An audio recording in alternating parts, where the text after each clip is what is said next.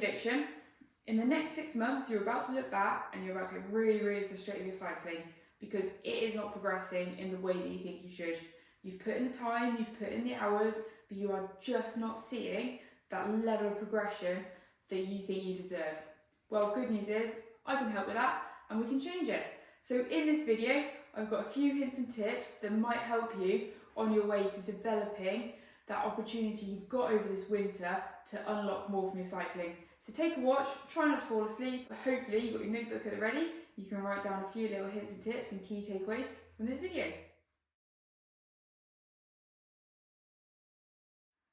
So reason number 1, you're doing Netflix and spin. By doing a Netflix and spin, you're kind of just turning over the pedals. You're not really focusing on what you're doing and being totally present. And let's face it, if you're out on a race in a road, you're not going to have Netflix on, are you? So this offers you a huge opportunity to ditch that screen, ditch Netflix. You can sit on the sofa and do that in your spare time and actually get a mirror in front of you. This is the most important tool you could probably have for your indoor training. So the reason behind this is it gives you the opportunity to actually look at the position you're holding. And we've all had those, I've been there, we've had those race photos, we've looked at ourselves afterwards and we thought, flipping heck, like I did not realise that my head was in that position. But until you develop the actual cues through practice and using winter training indoors as an opportunity to practice that, then how are you going to know? But this is honestly one of the biggest ways that you can improve your position discipline. This applies to a road bike too, so don't worry if you're thinking, oh, do you know what, doesn't apply to me. I'm on a road bike, not a TT bike, I'm really not focusing on trying to reduce my CDA. Actually, there's loads of other subtleties you can pick up on it too. So little things like your body position.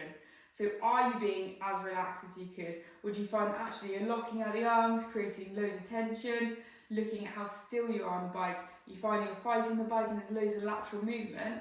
So the way I see it is any excess movement is essentially an energy expenditure and an efficiency loss.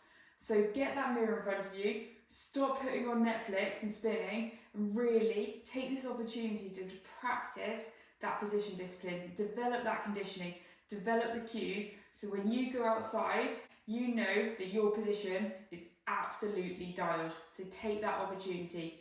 No more Netflix and spin.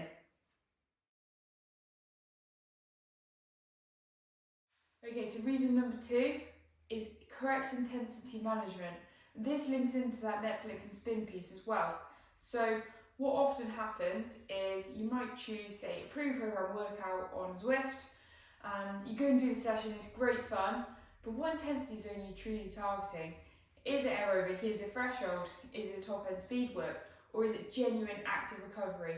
And what I tend to find is that a lot of people tend to do the easy too hard and therefore not able to capitalise on making the hard enough. So you're constantly blurring the lines of that intensity piece. So you need to have real clarity over your intensity zones and how that relates to your indoor training. I flipping love the kickers, but for me this is also a bit of a danger point. A lot of people pre-program their workouts or their sets in, they're set to hit one specific number. So what we're looking for is to make sure you've got the opportunity to understand your zones, how that cross relates back to your heart rate, back to your RPE. So on one day, do you know what? You're not feeling it. The legs are just not working in the best way possible. You still can understand how to adjust your set so you can get the quality out of it based on that moment in time. It also might go the other way. You might be having an absolute stormer of a day, but you're potentially being limited by the output. The other reason is, again, that real world applicability. If you're constantly working to pre-programmed sets in erg mode, are you really switching on, developing that focus and developing that presence, tuning into that intensity piece, so when you go outside, you can replicate it. So really start to understand that intensity management piece, how to effectively use your indoor training, so you're actually developing that intuition, so when you go outside on the road, you understand what that race intensity feels like, but also how that can change on different days. This is a huge one for me, and again, something that's really overlooked is how to actually improve your level of power and efficiency. And again, I think there's just not enough level of technical focus on the bike. I'm thinking, I'll get on, pedal stroke, yep, smash through the pedals, job done. There's not enough time spent looking at actually how can you finesse your pedal stroke? How can you really try to alleviate that dead spot at the bottom of the pedal stroke and actually make every single pedal stroke count rather than just burning matches for the sake of it.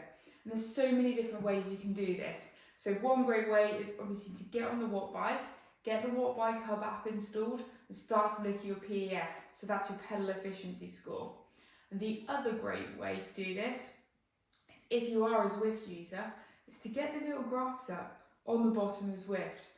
So you can use those to actually understand, are your blocks nice and even? So say you're executing a block of maybe 10 minutes. Is the colour nice and consistent? Or is it literally Joseph's Technicolor Dreamcoat? Loads of different colours, really different profiles, so say it looks like a mountain range instead of a nice consistent tabletop. So it's actually understanding, okay, am I being as efficient as possible when I'm riding my bike? And how am I getting that information back? And the other way to do this, if you don't have the access to say a Watt Bike, you're not using Zwift, is to simply connect your Garmin head unit up to your indoor smart trainer and get that information about your lap average power and your 3-second power. And what you're essentially trying to do is to keep that bandwidth super tight. So that is a really good indicator. The tighter that bandwidth is, and I'm talking 3 to 5 watts, that's it. So if you're finding that your lap 3-second power and your lap average power are deviating by 10 to 20 watts, that's exciting because there's probably an opportunity for you to improve that level of efficiency of how you're executing it. This comes back down to that functional form, really understanding every aspect of the pedal stroke. How are you cycling? How are you transferring that power? How could this improve? Could this be more finessed? And if you find you're struggling with it, okay, how do we go back through and start to root cause that so we can understand if it's the bike setup or if there's an opportunity for you to functionally develop as well, or if it's a combination of both and start to bring that together. So point number 4 is understanding how to functionally improve and use winter training as an opportunity to do that, to improve your power and efficiency.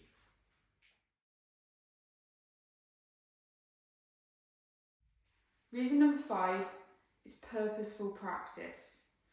So this actually brings all of the points together, is the amount of time you spend indoors. It's got to be purposeful, it's got to be practice, it's got to be thinking about, okay, what am I doing? Why am I doing it? How am I doing it? How is this helping me to improve my cycling or triathlon journey? What have I learned from this session? So that I can take that away and continue to identify so many other opportunities to keep developing, to keep progressing, to keep enhancing my level of knowledge. And most importantly, so you know when you go out, if you're going to do, say, like a sporty, if you're going to go for a triathlon, you go out and you can have confidence in the process you've followed, so that when you get out there, you can just go and flip and enjoy it. So all of these pieces all interlink back. It's around that consistency, it's around that intensity management piece, it's around not Netflix and spinning, it's around really focusing on that technical form so you can increase that power and efficiency. It's also just most importantly, just having that purpose behind it. So you know exactly why you're doing every single session, the goal of it, the execution, and you can also then understand and see how that's progressing over time. One tip, just keep it simple. So I literally do the same sessions pretty much every single week. Don't mess around with like FTP testing to assess whether my cycling is progressing. I just focus on consistency week in, week out. All the sessions are much for muchness, so I can take all of that data, all of that information and tune into how I felt to be able to assess, okay, is my cycling progressing? Yes or no. It's not just one metric that will define it. There's so many other factors that come into play. So have a think, are you practicing purposely? And hopefully these 5 points will help you to give a little bit of an insight into how I approach my cycling, but also how you could too. if you're looking for a little bit more cycling support over this winter, come and try our virtual sessions. You get 2 weeks totally for free. They're fully coached by either myself, Lauren or Tom. There is a banging playlist. We get them done nice and early in the morning, so you know you've banked a high quality session. So get in touch. You can come and spend the winter training with other like-minded athletes. Like, it's wicked to know that on a Monday, Wednesday, Friday morning, that you get up and you get to go and join all of those other people who are going to be executing a bike session. So really think about how you're going to maximise this winter. If I can help, please do reach out. It'd be wicked to have you join.